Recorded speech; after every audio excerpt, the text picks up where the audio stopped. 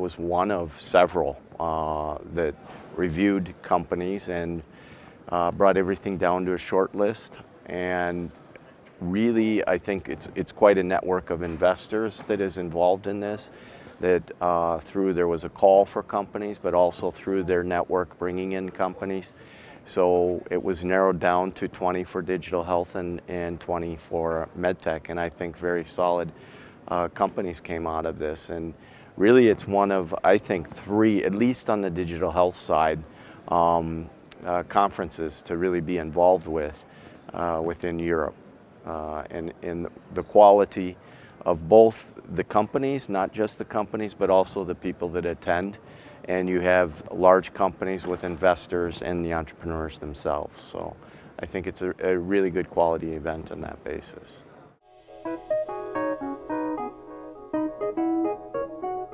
It's been developing over the years, and it's been changing. And now I think more and more you're seeing digital health really go into deeper health, whereas digital health started out on a very consumer light wellness basis. It's now moving much more deeper into disease areas. And what you see is the real aspect of focus on individual health journeys, and not just health care, but the journey that needs to be taken. And this, you get into things like therapeutics, disease, looking at specific disease elements, but it drives into the larger population health management. And therein you can get into preventive and maintaining a disease state, which really reduces the stress on the health system itself, but also improves much higher quality of care for people, and therein reducing the cost. And I think more and more you see health systems themselves, there's a huge focus on cost, to get cost out of the system, yet at the same time they need to deliver quality. And herein digital health can step in. But it's health beyond hospital walls. It's not about hospital walls, it's about health and lifestyle and tracking people in their daily lives.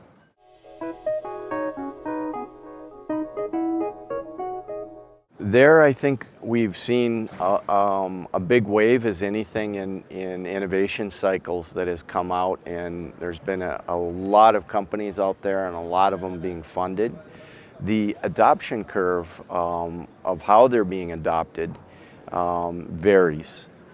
And on one hand, you hear some talk saying, well, consumer isn't a model and it cannot work, if you're coming out of the health system. And I say it very directly because they've never had to sell to a population.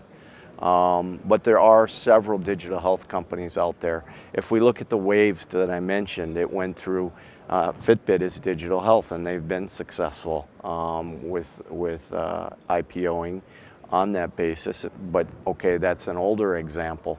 But you see newer examples, and as we're moving into some of the digital therapeutics or things in mental health, you see some consumer aspects in some of the models moving.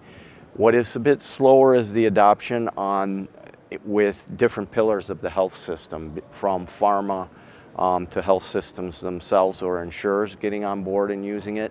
And that's a little bit because it's new. It's technology that they haven't had to utilize or models they haven't had to work with in the past. So the adoption curve has been slower.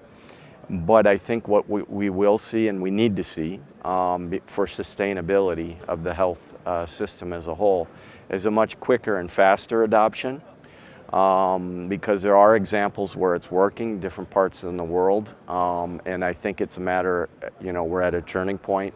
And we see some of this coming with Mary Meeker's Internet of Things report, 360 pages of which for the first time ever she has digital health in there for 30 pages. So we do see it coming, but there's been, I think there needs to be a heavier carrot and stick and maybe a heavy stick with health systems that don't adopt and bring in digital health. Why?